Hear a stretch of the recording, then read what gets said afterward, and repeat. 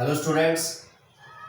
बेटा last class में हमने पढ़ा रेजिस्टेंस के बारे में। रेजिस्टेंस क्या होता है, ठीक है जी, उसकी एसआई यूनिट क्या होती है। अब जो नेक्स्ट टॉपिक आता है हमारे पास वो आता है रेजिस्टिविटी। रेजिस्टिविटी बेटा, रेजिस्टिविटी को हम डिनोट करते हैं किससे? रेजिस्टिविटी को हम डिनोट करते हैं किससे? रो से। देखो हमारे पास जो फॉर्मूला आया था ना बेटे, R is equal to rho L divide by A. वो रो क्या था? वो रो था हमारा किसी भी कंडक्टर के मटेरियल की रेजिस्टिविटी। सर रेजिस्टिविटी होती क्या है बेटा? रेजिस्टेंस जो है ना वो प्रॉपर्टी होता है किसी भी कंडक्टर की, लेकिन जो रेजिस्टिविटी होती है वो रेजिस्टिविटी होती है प्रॉपर्टी उस कंडक्टर के मटेरियल की। ये डिफरेंस होता है इसमें, रेजिस्टेंस में और रेजिस्टिविटी में। बेटा जैसे गुस्सा, ठीक है, हैप्पीनेस, ये क्या है? ये मेरी क्वालिटी है, लेकिन टेम्परेचर के जलने के साथ मेरी स्किन बर्न होने लग जाती है, तो ये मेरी स्किन की प्रॉपर्टी है, यानी कि जिस मटेरियल का मैं बना हुआ हूं ये उसकी प्रॉपर्टी है।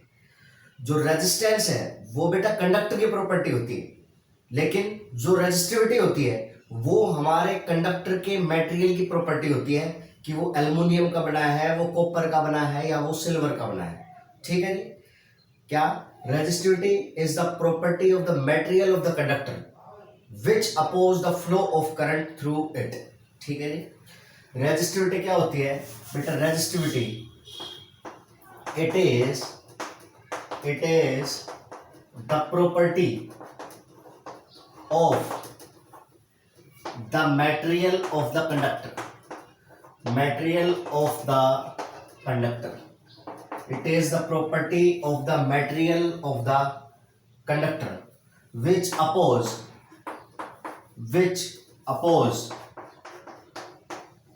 the flow of current, which oppose the flow of current through conductor।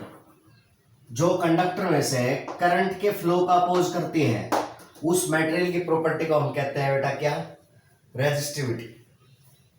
बेटा रेजिस्टिविटी की जो एसआई यूनिट होती है, रेजिस्टिविटी की जो एसआई यूनिट होती है हमारी, वो होती है ओम मीटर, और इसको डिनोट करते हैं ऐसे, ओम मीटर से। रेजिस्टिविटी की एसआई यूनिट क्या होती है बेटा? ओम मीटर। एक और बात, रेजिस्टिविटी किस किस फैक्टर पे डिपेंड करती है हमारी? किसी भी मटेरियल की जो रेजिस्टिविटी है, किसी भी कंडक्टर के जो मटेरियल की रेजिस्टिविटी है वो किस किस पे डिपेंड करती है बेटा? रेजिस्टिविटी डिपेंड्स ऑन किस किस पे? सबसे पहली बात तो ये डिपेंड करती है बेटा टेम्परेचर। टेम्परेचर कैसे बेटा? जैसे ही हम किसी कंडक्टर का टेम्परेचर बढ़ाते हैं तो जो उसका मटेरियल होता है कंडक्टर का, उसकी रेजिस्टिविटी भी बढ़ जाती है। यानी कि टेम्परेचर बढ़ाने के साथ साथ कंडक्टर की रेजिस्टिविटी भी क्या हो जाती है बेटा? इंक्रीज हो जाती है। इसमें लिखेंगे with rise in temperature, with rise in temperature resistivity of conductor also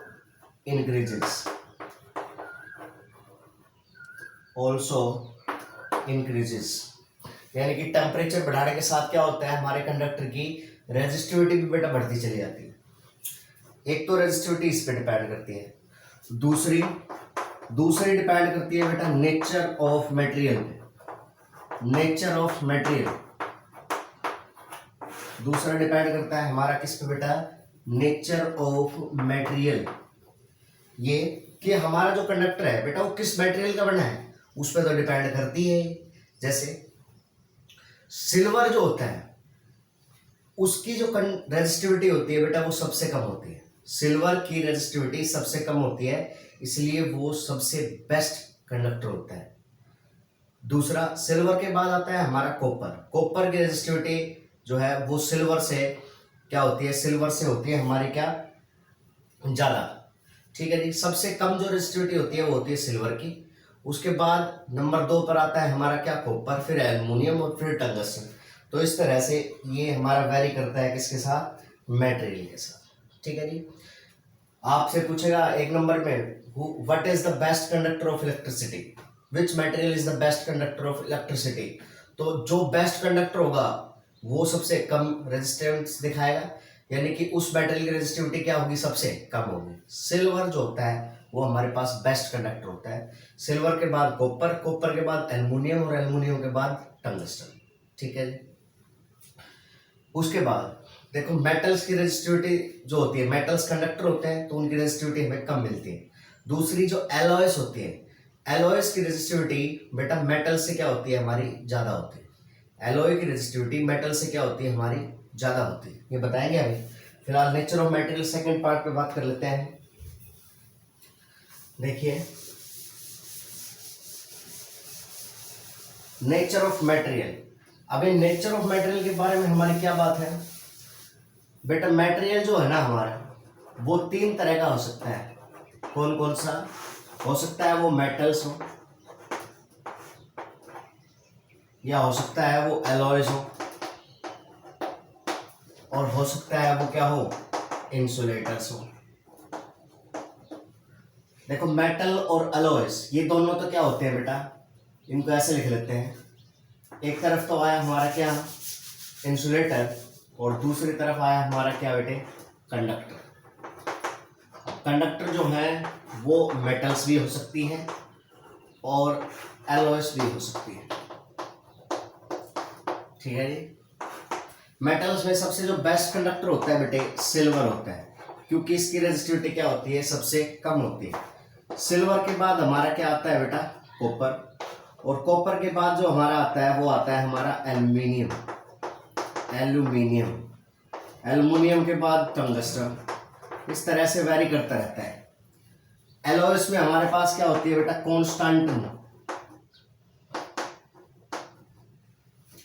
ये हमारे पास कॉपर और निकल की एक एलॉय होती है, दूसरी कॉन्स्टेंटिन, और एक होती है मैंगनीन और नाइक्रोम। ये एलॉयज होती है। एलॉयज की रेजिस्टिविटी इनसे तो क्या होती है, हमारी ज्यादा होती है, बट ये भी क्या होती है, कंडक्टर्स होते हैं। इंसुलेटर जो होते हैं उनकी बहुत ही ज्यादा रेजिस्टिविटी होती है, यानी कि करंट के फ्लो का वो बहुत ही ज्यादा क्या करते हैं, अपोज करते हैं। ठीक है जी। तो कुल मिलाकर ये सेकंड पॉइंट था कि मटेरियल पे कैसे डिपेंड करते हैं। एक और इम्पोर्टेंट बात, और आप स्टार बना के नोट करके लिख सकते हो उसको यहां से, वो क्या है बेटा, कि रेजिस्टिविटी जो है वो हमारे कंडक्टर के डायमेंशन पे डिपेंड नहीं करती। रेजिस्टिविटी हमारी कंडक्टर के डायमेंशन पे डिपेंड नहीं करती सर। ना तो कंडक्टर की लेंथ पे डिपेंड करती है, ना उसके एरिया पे डिपेंड करती है, ना वॉल्यूम पे डिपेंड करती है, यानी कि किसी भी डायमेंशन पे डिपेंड नहीं करती। रेजिस्टिविटी सिर्फ दो, that is temperature and nature of material, सिर्फ इन दो पे डिपेंड करती है। लिखेंगे इसमें क्या, resistivity of a conductor, resistivity of a conductor, resistivity of a conductor do not depend on the dimensions of the conductor। Conductor के डायमेंशन पर डिपेंड नहीं करता हमारा क्या बेटा, रेजिस्टिविटी। ठीक है, वेरी इंपॉर्टेंट बात। जैसे एक पैट क्वेश्चन आ जाता है बार बार, क्या कि if the length of the conductor is doubled, if the length of the conductor is doubled, what will be it's new resistivity. तो बेटा हमें पता है कि डायमेंशन पे तो डिपेंड नहीं करता, इसका मतलब ना लेंथ पे डिपेंड करता है, ना एरिया ऑफ क्रॉस सेक्शन पे डिपेंड करता है, यानी कि रेजिस्टिविटी हमारी डिपेंड करती है सिर्फ किसके ऊपर, टेम्परेचर पे या नेचर ऑफ मटेरियल पे। तो भले ही हम कंडक्टर की लेंथ को डबल कर दें, उससे रेजिस्टिविटी पे कोई भी फर्क नहीं पड़ेगा। तो आंसर क्या आएगा, नो चेंज। ये बहुत ही आसान इजी क्वेश्चन है, ट्रिकी है थोड़ा सा, तो ये पूछ लेता है हमसे। ठीक है जी। तो ये हमारा हो गया किसके बारे में, रेजिस्टिविटी के बारे में। ओके, रेजिस्टिविटी कंडक्टर के मटेरियल की प्रॉपर्टी होती है जो करंट का अपोज करती है। इसकी एसआई यूनिट बेटा ओम मीटर होती है।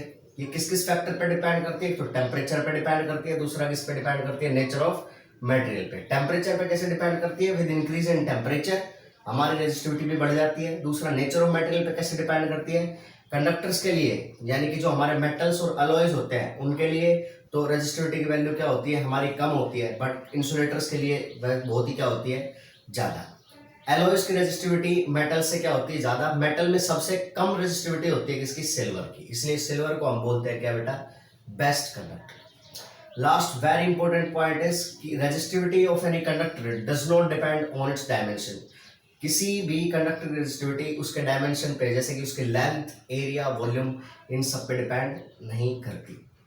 Full stop. ये क्या क्वेश्चन आ जाए हमारे पास, if the length of the conductor is doubled, length is halved, area is doubled, area is halved, how the resistivity will change. तो आंसर आएगा नो चेंज, क्योंकि हमारी रेजिस्टिविटी डायमेंशन पे डिपेंड नहीं करती। ठीक है जी, थैंक यू।